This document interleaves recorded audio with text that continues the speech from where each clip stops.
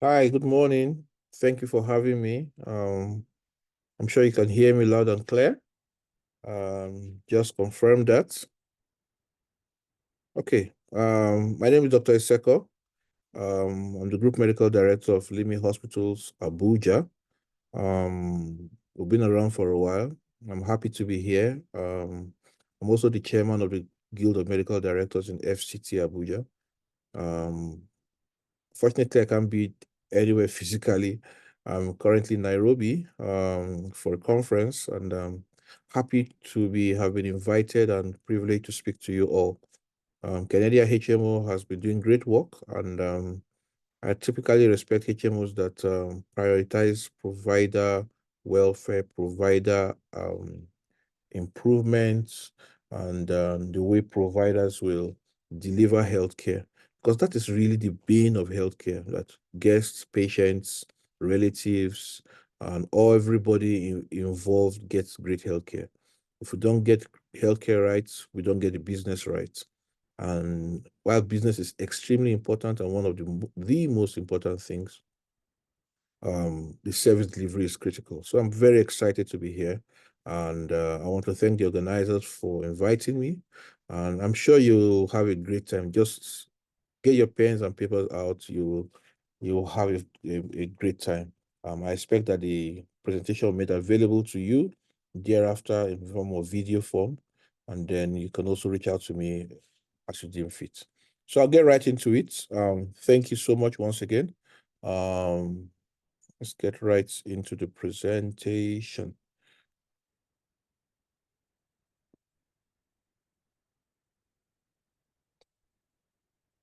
Let's get right into the presentation. All right, so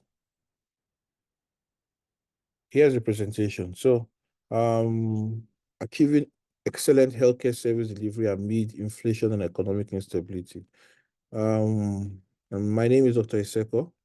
Um, I have an MBA in international healthcare management, and I'm a physician, interventional cardiologist. I run 3 hospitals here in Abuja, Nigeria. Also the chairman of the Guild of Medical Directors, FCT chapter, Abuja, Nigeria. When I am in the clinic, I work in one of our hospitals called the Cardio Care Hospital, where I work as a physician and interventional cardiologist.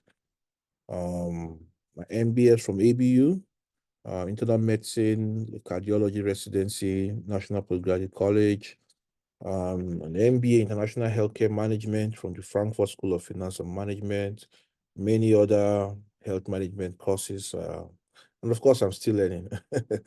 So I'm talking to you from healthcare management perspective, not from cardiology perspective. Our hospital in Abuja was founded in 1982. In 2015, 2016, I became the GMD and we expanded the hospital, rebranded it, opened 2 other hospitals. We've grown from about 30 staff to about 420 staff over this period. We've had over 40 years of experience in different healthcare spaces in all specialties. We have a Stanford Seed Transformation Program certificate and multiple awards by the grace of God, including healthcare provider, including the Physician of the Year award uh, amongst them. So these are our hospitals in Abuja. It's what they look like. And so I will just go through this outline. Number 1, a case scenario. Number 2, introduction. Number 3, sharing the insomnia.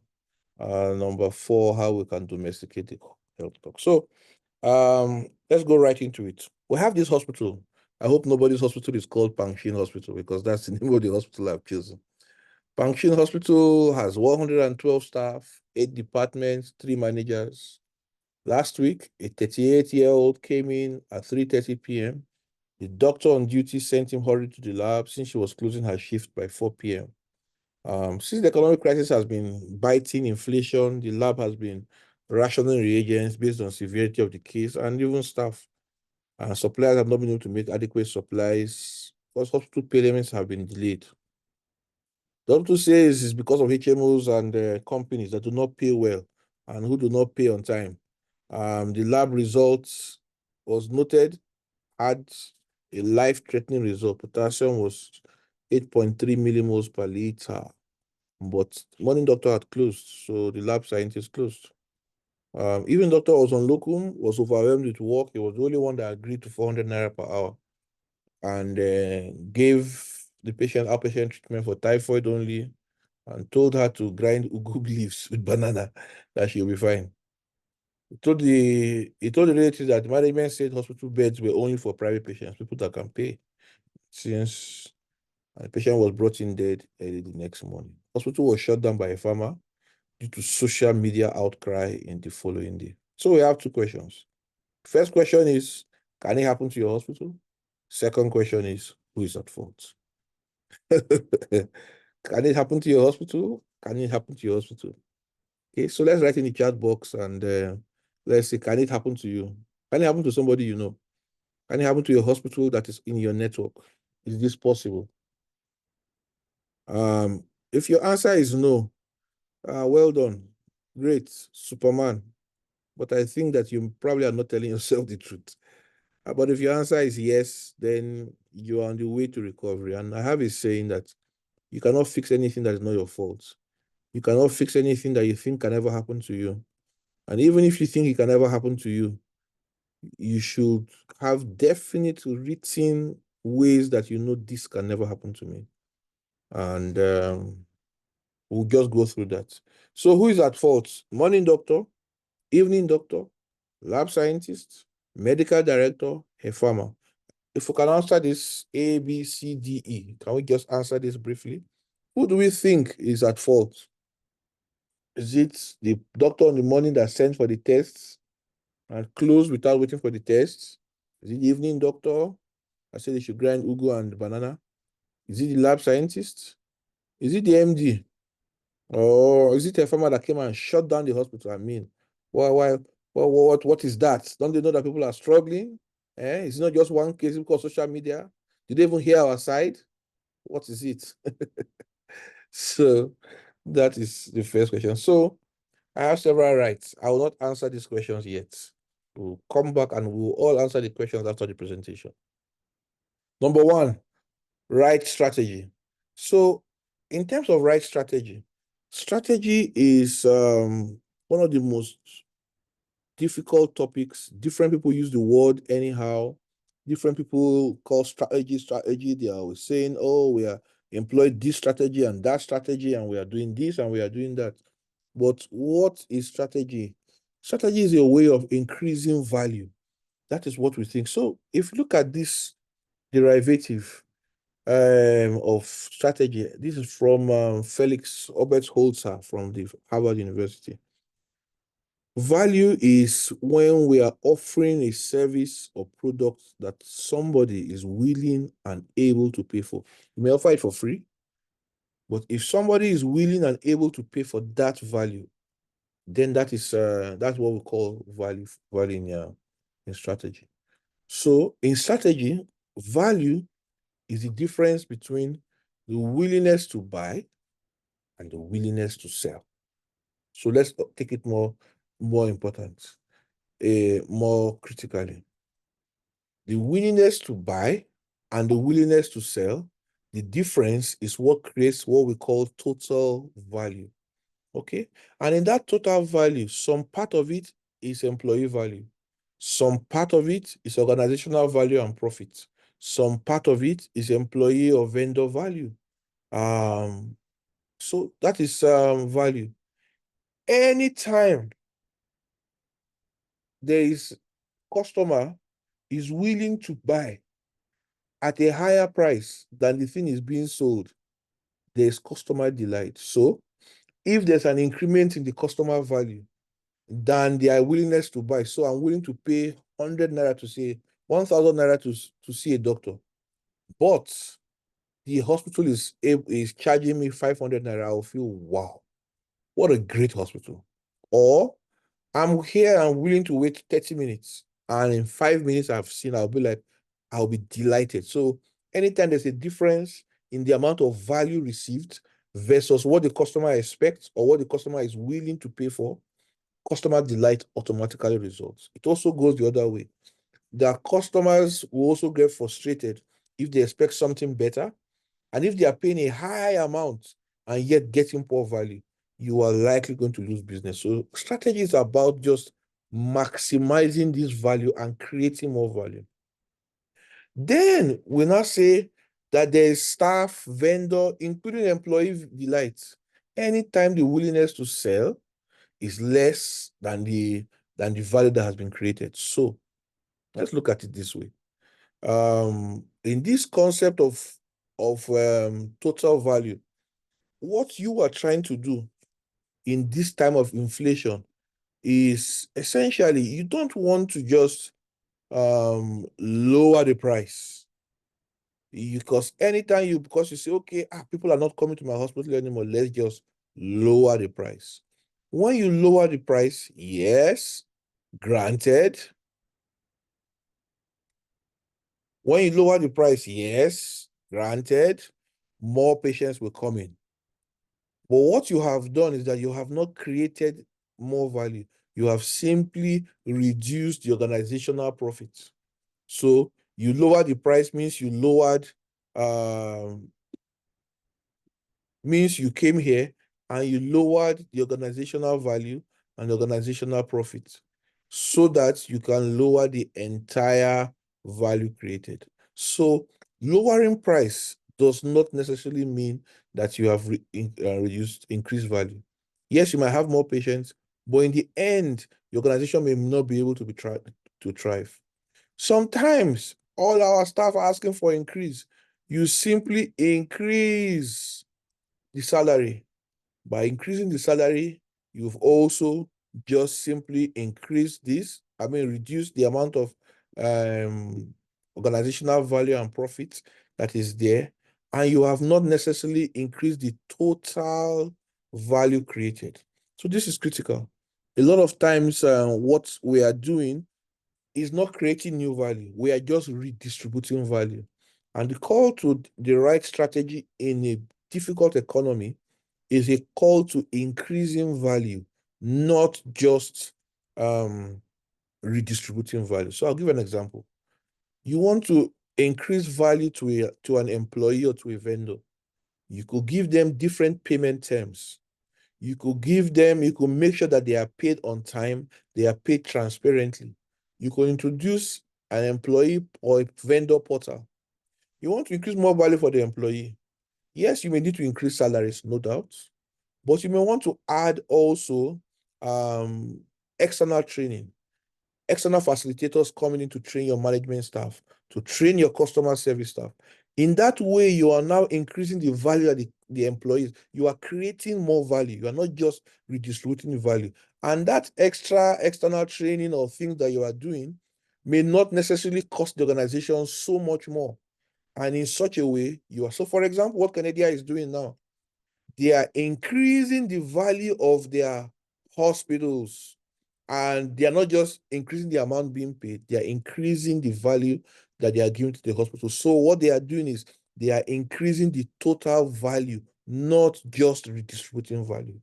So it's not just enough to say, okay, let us increase the tariff being paid. That's good. But by creating fora like this, you also increase the value that people get, and that results. So how do you increase willingness to buy? For the customer, it could be you reduce wait time. It could be you improve the ambience. So you want to increase price. Inflation is biting hard. Everybody's complaining. One thing you want to do is consider creating more value. And how will you do that? Increase convenience, increase pleasure, solve more problems that the insurance may be having, solve more problems that your patients may be having. But just decreasing price only redistribute value from the customer pocket and does not necessarily increase value. And there are two ways to look at increasing willingness to buy. You want to understand the problem, you want to solve the problem, you want to increase this customer-centric way. Now, a lot of us make a mistake and only go company-centric. We start moving, we have more features. but those features do not solve the problem of the customer. Right now, everybody's worried about the quality of care. And so what you want to do is improve that quality, and you want to communicate that improvement in quality. And that is how you improve willingness to buy. In improving willingness to sell from staff, from vendors, you want to increase convenience, you want to increase benefits, promotion, training plans. A lot of hospitals do not have a promotion pathway, do not have a staff pathway, a growth plan for the staff, do not have any form of reward or relationship with their suppliers. They just buy and sell. Those things are critical. So I've done so many things that I've done. I've been supported by suppliers. Suppliers typically have helped us stand. And even sometimes when we don't have it, we can go to a supplier who we have a relationship and say, you know what, we're expecting this money to come in 2 months' time, but you can supply today. But because we have increased the total value, their willingness to sell is higher. That means we have created more value, even despite not increasing the amount that we are paying to them. So once you just increase payout only, all you are doing, like I say, is redistributing value. You are not increasing the total value being created. This is the summary of strategy. How can you as an organization not just think about price and economics, but think about value? Yes, prices may change, things may change, economic pressure may increase, but those that will survive it and even thrive more are those that sit down, go back to the drawing table, and are able to truly adjust the amount of value that they have or have increased. I mean, create new value in all of this. Okay, so number two, what Pangshin Hospital and likely what your hospital will have to do is to create what I call the right operational model. And healthcare delivery has multiple facets. We have the business model, which was created quite in the 2000s, but been a fantastic tool, and every hospital must sit down and do that. But beyond that, we have an operational model. What is an operational model? Is the way you deliver your healthcare in different components. This is a concept that I'm working on, and hopefully I'll be done soon. And make sure that scenarios like what happened in Pangshin Hospital does not happen to you. And that is what the operational model is all about. And so what does the operational model involve? Let's look at it. First, it always starts with the people. Who are the people? If you have the wrong people, it does not matter how fantastic a hospital is. They will close, they will not bother, they will leave patients angry, they will even insult patients. So who are they? What's an ideal person like? What do they believe? Knowing what your staff believe is critical. You really don't want only hirelings, people that are working only for money. They don't believe what you believe. They don't they don't know why they do what they do. Why people work is important, and I'll talk about people in detail. But beyond that, the second thing is, how are you supporting your people? And people, most times, weak leaders only think in terms of money. And money is not really a way to motivate people. Lack of money demotivates people, but it does not necessarily motivate people. So how and why people are willing to leave a small organization that has poor structure, poor processes. They cannot predict what will happen next or where they will be in 2 years.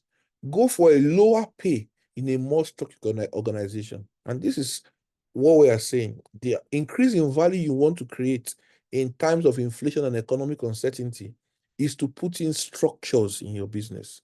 You want to put in structure, people structures. You want to have an employee policy that people can hold you accountable to, and you can hold them accountable to. Let them know their rights, their responsibilities.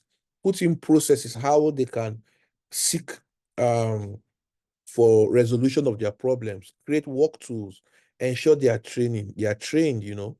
Number three is, what are our safety railings? What are the things that we'll do in our hospital to make sure that even at our worst of days, certain things like happened in Pankin Hospital will not happen. Even when we are tired, certain things will not happen. These are the bare minimum. The least a hospital can offer is safety. The best a hospital can offer is getting well and getting well in a beautiful environment. But if 10 people come to your hospital for sickness, 8 of them get well and 1 of them dies, it may not even be worth it in the first place. So you want to put in checklists. Do you have checklists? Do you have people that are monitoring these safety barriers you have put? Do you have ways of monitoring or making sure that high alert medications are given under circumstances, hygiene, critical values? So in this situation, we had what is called a critical value. Do you have critical values? A value at which nurses are doing their ward rounds or their vital signs, they get a particular pulse, temperature, and they know that they are not allowed to do anything else until somebody comes in to review that. Same thing with the lab. Do you have things that must be double checked and all of that? Number 4, how do you communicate when it comes to medication? When it comes to clinical communication? How do you escalate issues? Number 5, how do you maintain quality? And typically in quality is about measuring, it's about monitoring, it's about supervision, it's about improvement, and it's about changes.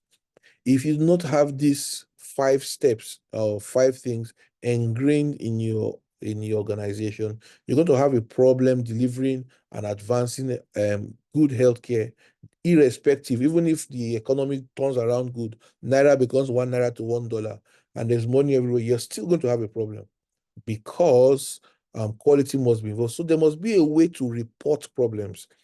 People must self-report. People must collect data. People must monitor. Now, there's difference between monitoring and supervision as defined by me. Monitoring is where you look at the data and look at the outcome parameters to see whether it is aligning to your goal. While supervision is actually standing there while the staff is doing the job. So a nurse is taking vital signs and the nurse manager is supervising. Now, supervision must be done with a set of rules and standards. If there were no standards to compare what the person is doing against, what you are doing is simply monitoring spirit. It's not supervision. Supervision, there must be a standard that you are cross-checking. Okay, yes, she did that. Yes, she did that. Like a marking scheme, yes, she did that. That is supervision. And then when you finish all the data you collect from all of these things, you must have a dedicated way of reviewing and changing, making changes. What standards do we have that have been written? A standard is the lowest an organization can go, is the lowest the management will ever accept. It must be written. If it is not written, it is a dream. It must be taught regularly. It must be tested. It must be supervised and monitored. It must be incentivized, positive and negative. When things are done right, applauses, gifts. When things are done wrong, it must. And then how you reduce cost and optimize revenue is now critical in an inflation, including how you optimize pricing, because pricing has a lot to do with how a lot of things are perceived, including how quality is perceived. And the remaining is about what our clients want, how our plant impacts, how we promote ourselves, and how we remain unique. If you can answer these questions and create a model for yourself and truly be disciplined about it, there's no amount of economic climate.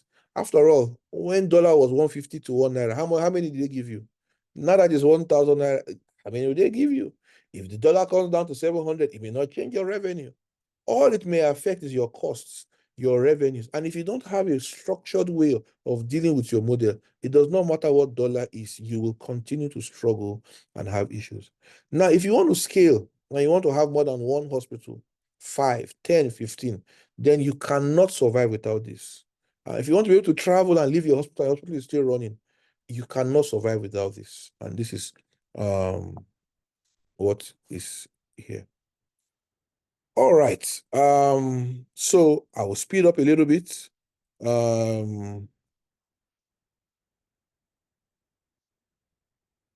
So I'll speed up a little bit. So we have right people.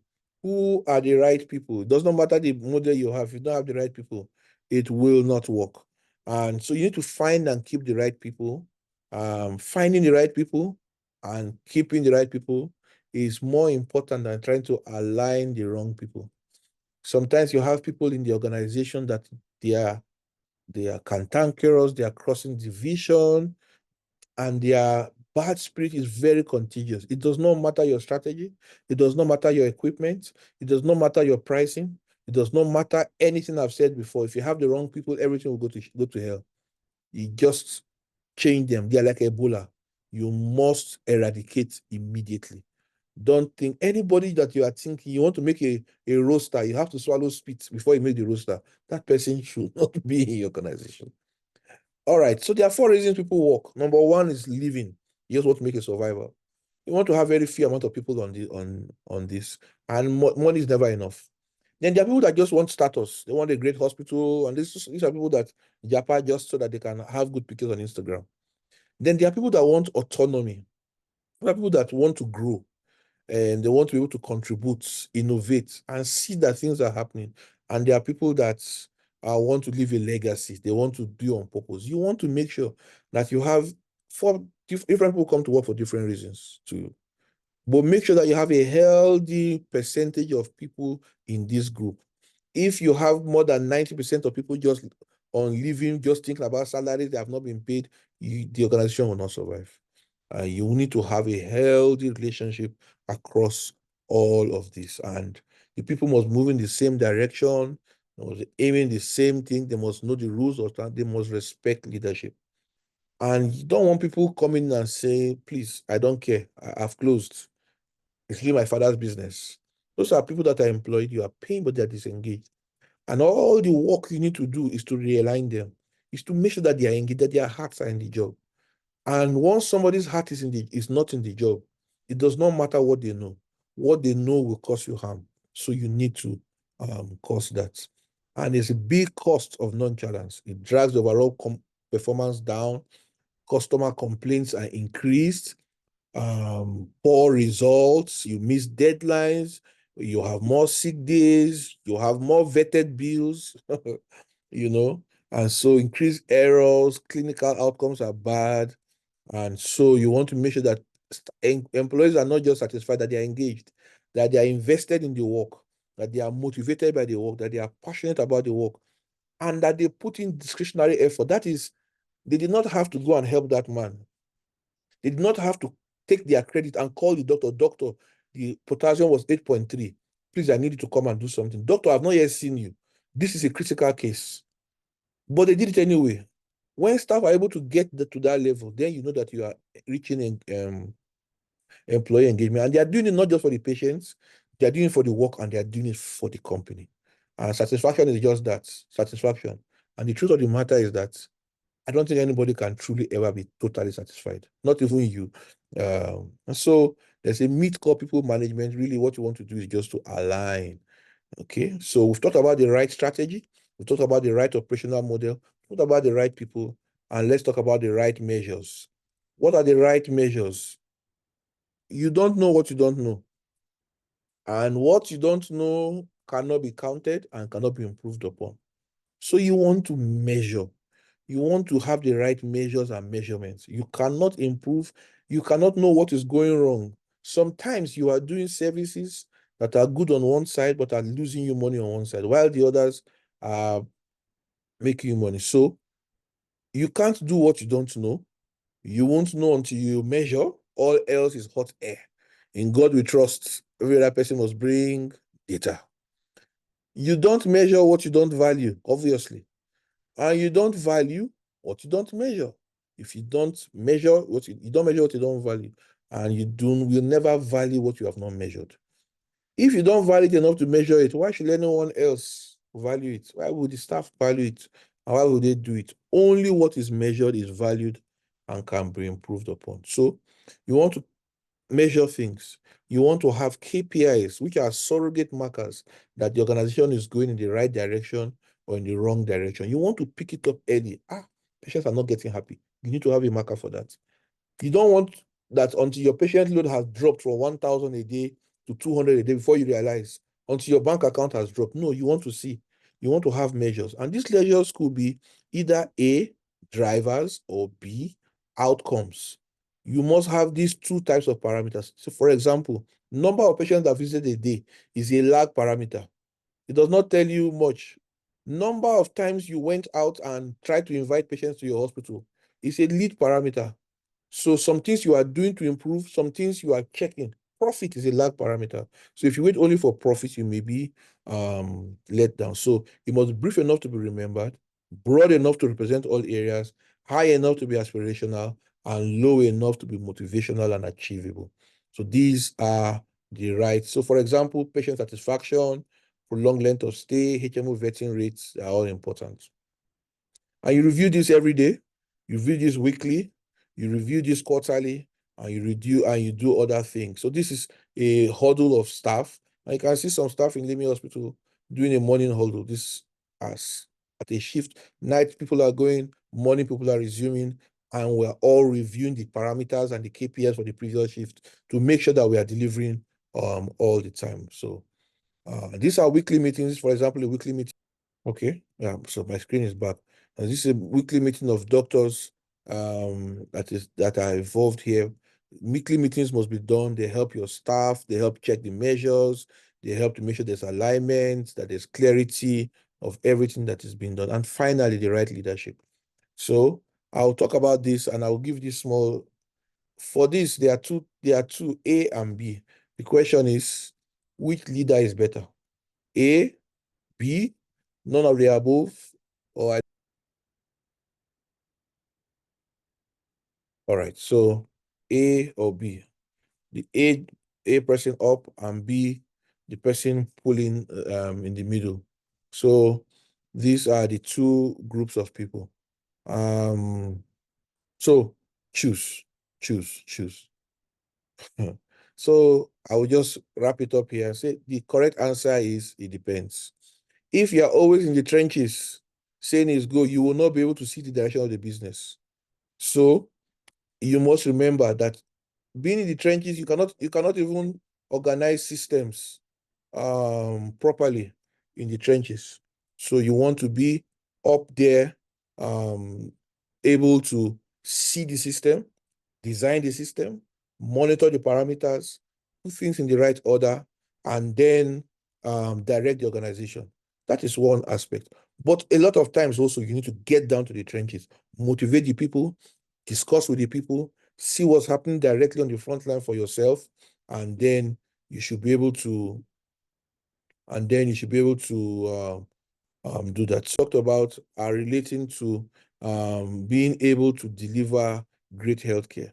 Now, some people might say, "Oh, it looks very academic," but yes, these are the things on which great organizations are made up of. And you should, as a good leader, you should be able to communicate to your team, communicate your expectations. You need to inspire people. It's not just paying them high amounts or doing whatsoever. You must inspire them.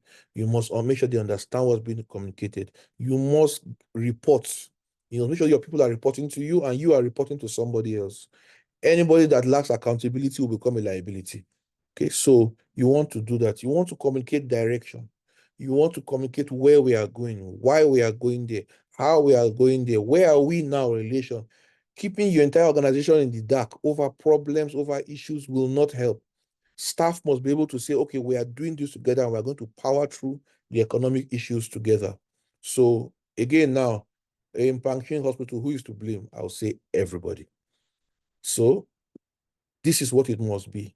The right strategy, the right operational model, the right people, the right measures and KPI, and the most important, the right leadership. Thank you very much for having me from the Limi Hospitals. I'm grateful to Kenedia HMO and everyone here on the call. If you have any questions, please just let's go ahead and I will hear them now. Thank you.